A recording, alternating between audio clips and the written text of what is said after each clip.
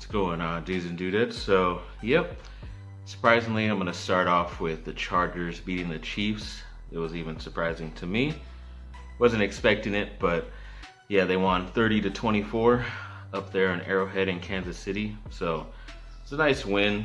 I think it should have been a more dominating win instead of like a last second touchdown like they did, because they had like four or five turnovers of Mahomes and the running backs, and still somehow Kansas City was in the game. But that's the Chargers.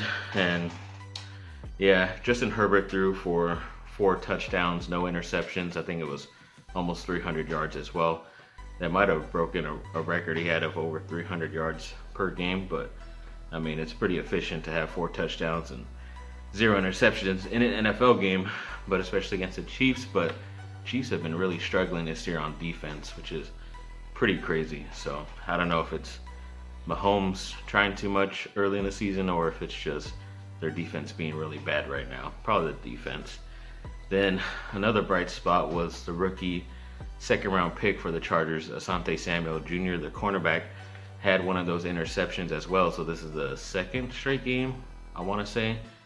I think he's had an interception in every single game. I could be wrong, but yeah, that's pretty amazing for a guy who went all the way in the second round and is starting for the Chargers right now. Then Mahomes, if everybody remembers, over the summer, Mahomes was playing with like Tom Brady and was it Peyton Manning? I don't remember. They were playing like that weird thing to raise money for something with golf and all that crap. But they asked him about Justin Herbert real quick, and he made a comment saying like, the comment I saw didn't look right. It looked backwards, but it's, to me, the saying is, "I'll see it when I believe it," type of thing. I'm pretty sure he was joking, because I haven't heard the clip officially myself, but yeah, it was kind of like a dig, which is normal in the NFL, but can't really say much after that victory, because he did the exact opposite of what Herbert was. And this might be a new rivalry. I think Justin Herbert's record against Mahomes is technically 2-1 now, but Mahomes did not even play the second Kansas City game last year, so you can't really count that, I guess. But Quinn Cook, an ex-Lakers and Duke player, the point guards, ended up signing with the Portland Trail Blazers the other day. I don't know if it's a regular contract or like a try to make it onto the team contract, but whatever it is, it's at least something, so good luck to him. I'm sure he'll make the team. He's a pretty talented player. Then, yes, our savior 2 weekends ago, Jackson Dart, the freshman quarterback, we found out officially after the game, I think it was either Sunday or Monday after the win over Washington State, that he ended up having a torn meniscus. I don't know how bad it was, but he was missing like days of practice, and people didn't really know why, but apparently it's because he had minor surgery on it. And usually with something with the knee and surgery, you would think it's way longer than a diagnosis of week to week, but apparently that's what the interim head coach Dante Williams said. So he could return even this week coming up. I think they play Colorado. I forget. Now it's like I'm becoming the players. I don't really care about the season anymore, but yeah, I forget if it's Colorado. It might be Colorado. But yeah, we'll see. I doubt they will put him in that game, but Colorado has been struggling, so you never know. We'll see. But yeah, week to week apparently. And then even after that embarrassing loss that I will eventually get to at the end of the video, it's just a long highlight thing of all the bad plays. That's how long all the bad plays are. So I saved it for the end of the video, but USC did pick up 2 high school commitments in the process, and weirdly, they're like future prospects. So one of these guys is a freshman right now in high school, and the other one is a sophomore. The freshman, I believe his name is Aaron White. He is a 2025 cornerback. I don't think they do rankings for guys younger than a junior, but he did say USC is his dream school. So once he got the commitment, I believe, or once he got the scholarship offer, I think it was like a couple hours later, he called Dante Williams and said, "Yes, I'm coming." So that's cool. Hopefully he sticks with that commitment. And then they also got a wide receiver, Jason Robinson, a local product from Long Beach Poly. But yeah, once again, I don't think he has a ranking. But yeah, he's a wide receiver in the 2024 class. So it'll be a while till these guys are on the team, if they still are by then, but we'll see. Should be very interesting. Then found out, I don't know what source, I think it was The Athletic who did these stories. I don't know who they're talking to, but apparently, according to Rob Pelinka, according to them, said that he was trying to get players like Bradley Beal from Washington or even Damian Lillard from the Portland Trailblazers before he ended up deciding to go with the trade for Russell Westbrook. It's very interesting. I don't even think those teams would have made the trade just because it would have been so lopsided to give up a automatic all-star for the type of players the Lakers ended up giving up, and they're not taking on a big contract as well. So yeah, I guess the Lakers made a better decision as of right now, but we'll see how that goes down the line. And then another story came out saying that Pelinka, the GM of the Lakers, wanted to, he was really strongly considering, I guess, trading for DeMar DeRozan. But I believe once Chicago became involved and offered that gigantic contract, I think it was 3 or 4 years, 80 or 90 million. So of course, I think DeRozan lucked out on that trade. So good luck to him and congrats to him. Definitely worked out for the ex-USC shooting guard. Then yes, the Lakers did sign one of their undrafted rookies, Austin Reeves. He showed he had a lot of talent during the summer league and all those games, and they had signed him to a 2-way contract. Now he's officially, on the team for 2 years, partially guaranteed this year, not guaranteed next year. It's a team option, so they can decide if they want to bring him back or not. And they have another spot where it's not considered to be on the roster, because I think they have the full 15. But they can give another 2-way contract or one of those other smaller type of contracts to another player. So hopefully they do give it to my guy Mac McClung from Texas Tech and Georgetown, who I was hoping would be on the team, and this is a way he can be on the team eventually. So hopefully they do that for him. Then some Duke news real quick. So Javin DeLaurier, a guy who, while at Duke, it was always a headache. He has so much talent, 6'9" guy, and just never grew into his body or became the type of player, whether it was offense or defense, that they projected him to be while he was a freshman. But he stayed all 4 years, whatever it was, and he went to the NBA, but hadn't seen him really on a team until now. He officially signed with the Milwaukee Bucks, the NBA champions. So I think that's 3 Duke players there. I know Rodney Hood is there, and I forget the other guy. But yeah, we'll see if he makes the team or not. Don't know if it was a guaranteed contract.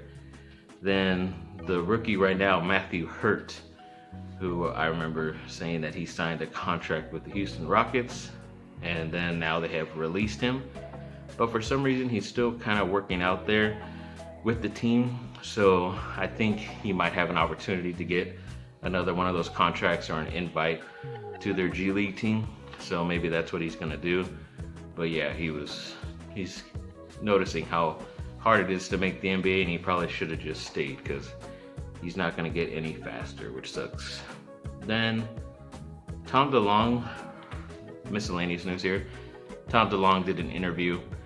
I forget what it was, but I know the main headline was Tom DeLonge isn't crazy or something like that, but it was just a random quote. But in there, he did mention certain punk rock bands that he listens to and that he really likes and hopes that would get more of the spotlight. And he did mention one of my other favorite bands, The Story So Far, which is pretty cool to me. Definitely glad they're able to get some credit, especially from one of my favorite musicians. So definitely happy about that. Take a breather real quick because I got a lot to talk about with USC. And yes, USC does lose in historically awful fashion to Oregon State, who looked definitely like the better team. They have a young head coach, and he definitely is building up that program to be pretty good. Oregon State, in my lifetime of being a USC fan, has never been great, but especially whenever USC would go up there to Corvallis especially a night game, whether it was Thursday or Friday sometimes when they would play, it always ended up being an upset and USC would lose. It's pretty crazy, but whenever it came to Oregon State playing down in LA, it never really happened, but never happened where Oregon State won, and I found out that it's a record that's been held since the 1960s that Oregon State has never won at the Coliseum, but of course now that's broken, and we just found out a bunch of stuff, that there were so many drop passes, especially by the receivers and tight ends. But I was watching the game from, I think, all the way to the beginning of the fourth quarter, and a lot of those plays were pretty bad where Slovis was on the run. I guess you could blame the offensive line for not blocking correctly, but he should be a guy who's talented enough to be able to throw a ball directly at a person on the run.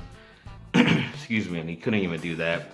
A lot of them were bouncing on the ground before they got to the receiver, and they were really low too.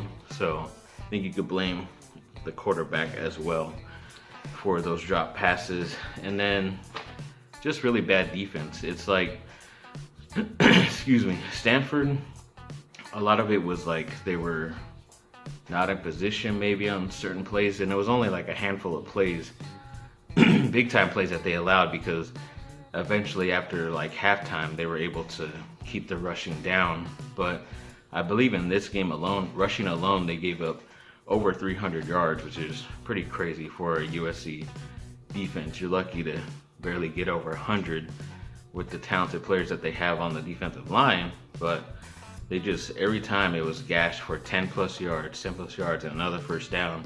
And then when they would throw the ball, it's like these guys are wide open and the quarterback's just lofting it up. The quarterback play felt just like the Stanford guy, where it's just every single time it was just perfect, or blown assignments where the cornerbacks weren't going with an extra wide receiver on the sideline, and then they go off for like a 20-30 yard reception. And it didn't help that one of the receivers was an ex-Corona Centennial player from out here in the Inland Empire, so I don't know why his teammates on the team of USC didn't get him on ours, because he is a very talented player. I remember when he committed to Cal. He was also in the Pac-12, but I guess now he's at Oregon State, and he definitely beat us up. And there was another like defensive player from Corona Centennial that they could have had too, who had an interception. But yeah, it's just very annoying how bad that defense was. And yeah, they're definitely outcoached, especially mentioning Dante Williams said he was outcoached. A lot of the, especially I think even the defensive coordinator, I wait till like around midnight, usually on Saturday for those games when they end, and they have like after post-game interviews up online, especially on YouTube. And the defensive coordinator literally talked for less than a minute because he had literally nothing to say. Like, oh yeah, it's gonna get fixed. A lot of the coaches are just continuing to talk and not giving out any information, or really the information we want to hear. I remember one of the guys I was listening to on YouTube who works for We Are SC, I believe it was Mark Culkin. He said like he talks to a lot of players off the record, and not a lot of good things are happening at USC, and he can't put it on the record because he gave them their word. But it's just crazy how deep this goes, and definitely leads to the other article that said that maybe like a Pac-12 analyst said that it looks like a lot of these players don't even care that much, because yeah, they're all excited, they get crazy before the game, and then if it's not going their way, which it was, I think it was still a close game, even though they gave up a easy touchdown right before halftime, and then USC scored a field goal to get some momentum back around halftime, and it was a close game, but they just never were able to stop the bleeding, as they say, and they just let this team run all over them, do whatever they wanted, and then they just sputtered on offense. And then the running game was actually okay this week, but when you're behind that much, you don't tend to run, which sucks. So then you have to trust Slovis, who like you've always heard me say, I don't really trust him, and it was just bad. So, yeah, I don't know how this is gonna go. I know the highlights I put up, it's a long video. It's like one of the longest I've ever put up. It's like 3 minutes, but it's showing like all the bad plays and how bad their defense was. I didn't want to highlight them with any good plays this week because they didn't deserve it. And hopefully things get corrected. I forget, I think because last year Colorado was supposed to be at Colorado, so I think this might be an away game. Like I said, I'm like the players, I don't remember or care. So, and hopefully I talked enough for the 3 minutes. So yeah, we'll see how this goes. I know I'm kind of worried about my fantasy team because it is the last day tonight for Monday night, and I think I'm winning by like 7, 8, 9 points. It's one of my lowest scoring weeks. I only have like 130, which is pretty good, but I've been averaging like 150 to 180 every week. But yes, they found a chink in my armor. A lot of my players didn't do well, and the guy I'm playing against has one player playing tonight, which is the tight end for the Philadelphia Eagles, which is hard because they're playing Dallas and his name is Dallas Goedert, but he's playing for the wrong team, I guess. But he's projected to get 7 points. So I'm projected to maybe win this contest by a couple points, but I guess y'all can pray for me, see what happens. Thanks for watching, people. Like, subscribe, comment down below. Let me know what y'all think. Have a great rest of your day. Bye.